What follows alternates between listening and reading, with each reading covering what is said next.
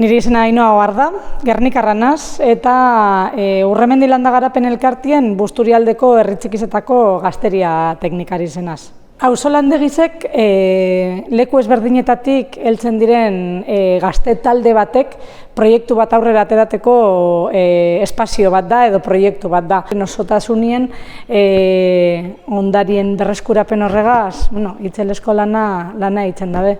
Azkenien ikusten badugu 2030 agendan dauzen helburuetako asko eta sedietako asko, ezta?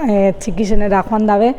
Esango neuke hainbet eta hainbet direla, hamarnaka eta hamarnaka bete halko genduzela edo auzolandegizen bidez. Baina gehizen bat, esango neke, 11. helburu horretan, ezta?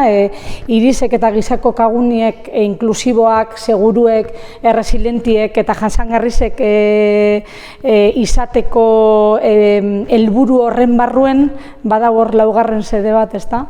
Dinona munduko kultura eta natura ondarien babesa eta babesteko alegine areagotu behar dugule, ezta?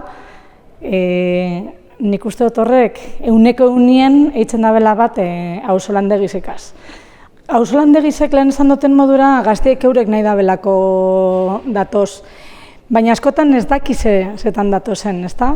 Eta urtetan da benien askok eta askok esaten dabe bizi esperientzi bat dela. Garapen pertsonalerako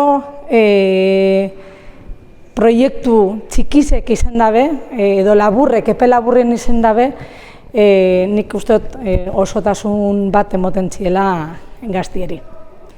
Eta zu gazte, animeuko zara auzolandegizetara datorren urtean?